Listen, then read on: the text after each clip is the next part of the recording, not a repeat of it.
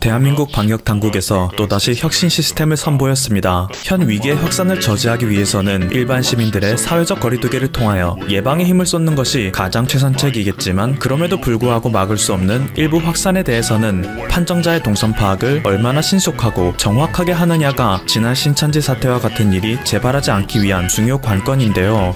여태까지 한국에서는 판정자의 동선을 파악하기 위해 통신사 그리고 카드사와 협조를 해왔습니다.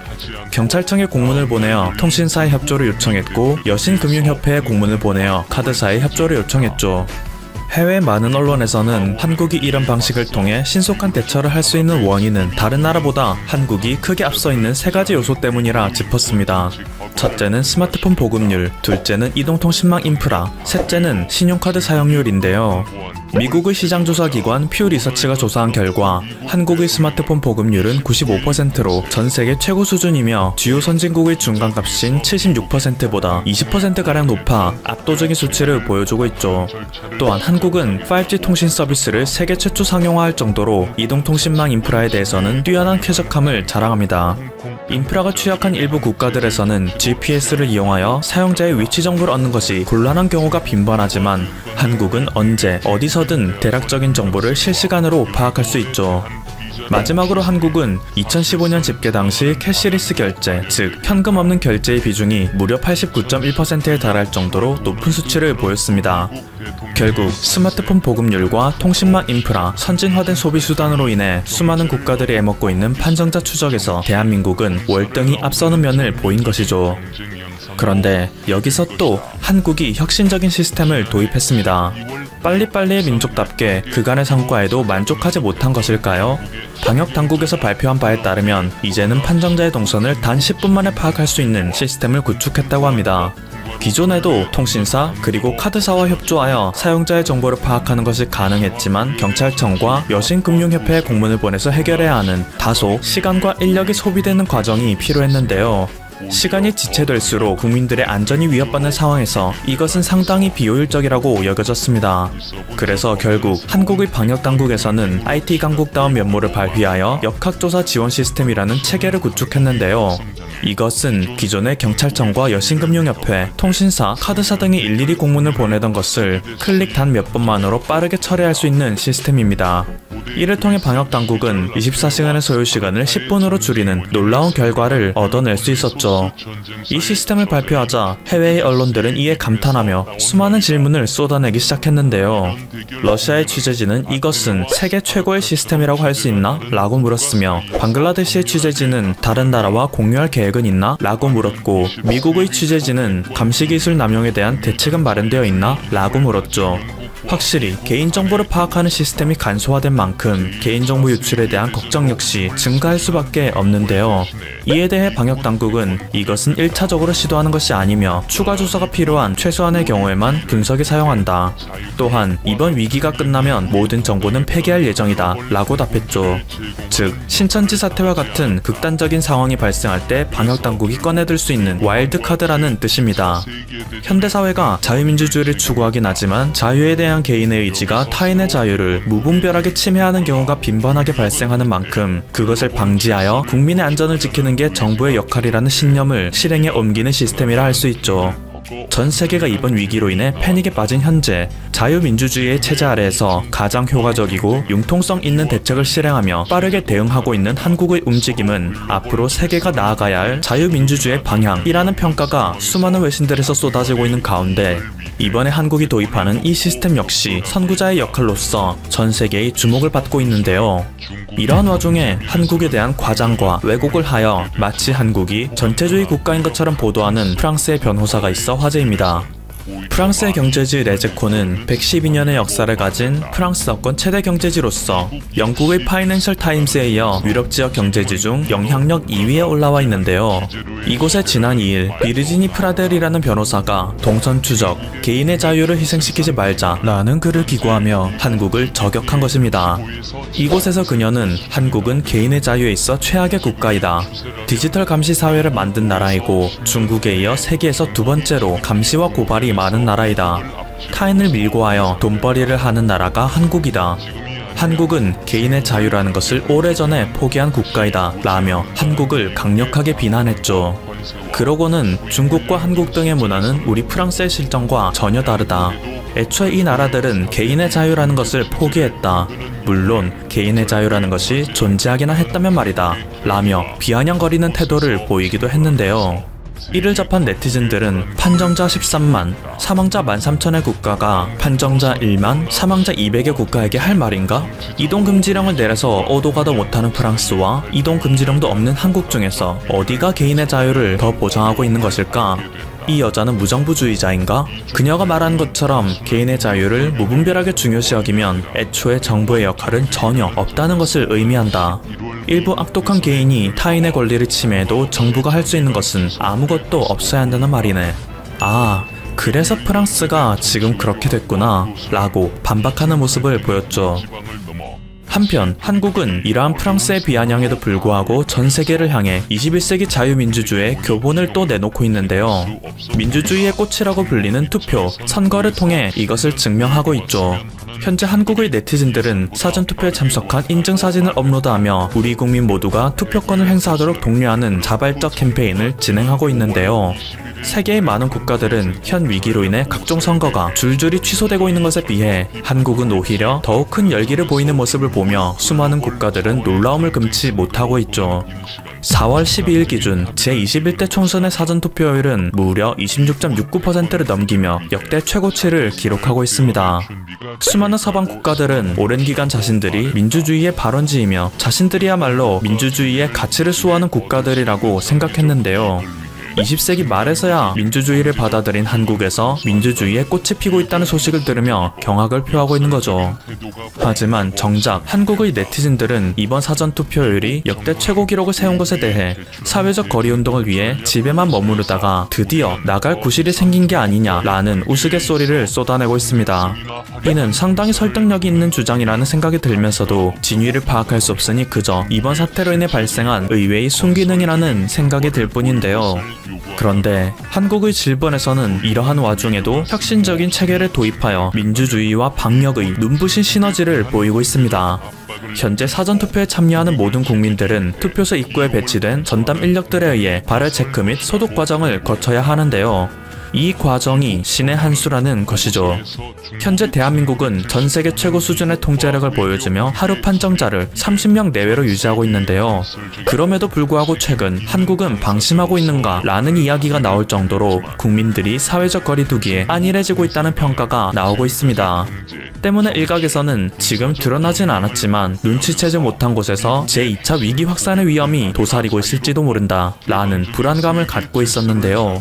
질본에서는 사전투표에 참가하는 모든 인원의 발열 체크를 함으로써 투표 가능 나이대 모든 국민들을 전수조사하는 기회를 만든 것이죠.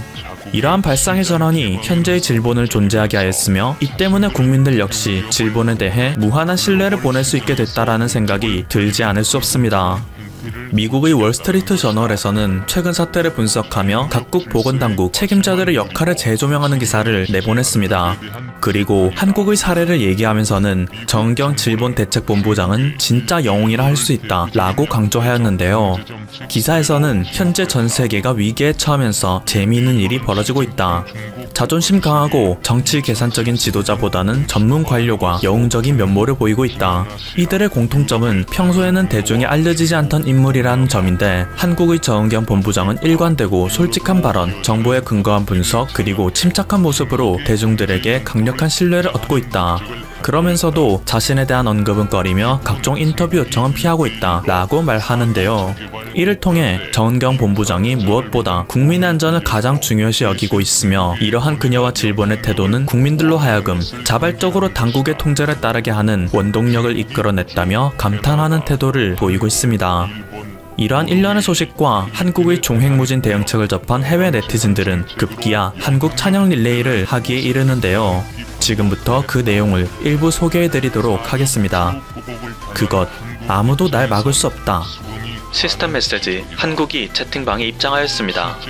세계는 2020년에 머무르는데 한국 혼자 2100년에 있네. WHO, 한 지명을 병명으로 사용해서는 안 돼. WHO, 메르스, 중동호흡기 질환. 영국은 한국의 공격적 테스트 모델을 본받고 있지 않아 반대로 테스트를 해달라는 사람들을 거부하고 있지. 한국 국적 따는 방법을 알려주세요. 지금은 오직 한국만이 전 세계에서 유일한 선진국이야. 난 2주 전에 한국에서 공짜로 검사를 받았는데 테스트 결과를 다음날 받을 수 있었어. 한국 정부는 처음부터 앰뷸런스로 나를 실어갔고 항상 신중하고 조심스러운 태도였지만 신속하고 따뜻하게 나를 응대해줬어. 가장 놀라웠던 것은 깔끔한 검역수와 빠른 검역 방식이야. 그 자체로도 나는 안심할 수 있었지. 또한 격리에 들어가는 사람들에게는 온갖 위생용품과 생활용품을 지급해줬어. 심지어 나한테는 지낼 곳을 마련해준다고까지 하더라. 한국은 중국의 실체를 알고 있었을 뿐인데. 한국 수많은 키트와 병원이 있어요. 그리고 어디서든 검사를 지원해주죠. 미국 알아서 잘 해보셔. 행운을 빌어요. 다른 국가들 현 위기로 인해 락다운을 실시합니다. 한국 글쎄 우린 그거 안 할 거야. 사실 이것 때문에 한국은 경제적 의료 붕괴를 막을 수 있었던 거지. 한국 오직 검사와 추적, 역학조사만이 억제의 해답이다. 미국과 영국 총 6단계의 부정 프로세스를 보여줌. 첫째, 문제를 부정한다. 둘째, 거짓이라 주장한다. 셋째, 문제를 축소한다. 넷째, 음모라 주장한다. 다섯째, 국가가 엉망진창이 될 때까지 위의 단계를 반복한다. 여섯째, 신을 향해 우리를 구해달라 애원한다. 지금까지 퍼플튜브였습니다. 여러분의 구독과 좋아요 그리고 알림 설정은 콘텐츠 제작에 큰 힘이 됩니다. 감사합니다. 대베트남 외국인 투자 현황. 한국 2019년 베트남 전체 외국인 투자의 20.8% 차지. 한국은 2019년 1월 1일부터 12월 20일까지 전년 동기 대비 9.8% 증가한 79억 2천만 달러를 베트남에 투자하였음. 한편 부산시와 부산 테크노파크는 창업 생태계 활성화를 위해 베트남 투자 연계 지원 프로그램 참여 희망 기업을 6일부터 공모한다고 1일 밝혔다. 베트남 투자 연계 지원 프로그램은 창업 기업의 초기 베트남 진출 위험 부담을 줄이고 현지 정착을 적극적으로 지원하는 사업이다. 창업한 지 7년 이내이고 사업장 소재지가 부산인 기업 중 5개사를 모집한다. 부산 벤처기업 웹스가 베트남에 구축한 코워킹 스페이스 아리제를 거점으로 베트남 내 사무공간 제공, 숙소 지원, 1:1 맞춤형 멘토링, 맞춤형 교육, 컨설팅, 네트워킹 행사, 현지 법인 등록 등 스타트업의 성공적인 베트남 투자 유치와 성장 촉진을 위해 다양한 맞춤형 프로그램을 제공한다. 스타트업 자금 확보를 위해 비스타 오픈 펀딩 참가 희망 기업도 7개사를 모집한다. 크라우드 펀딩 교육으로 기반을 다지고 기업 맞춤형 전문가 멘토링, 투자사와의 사전 미팅, 오프라인 데모데이에 참가에 이어 실제 투자형 펀딩까지 전 과정을 경험할 수 있다.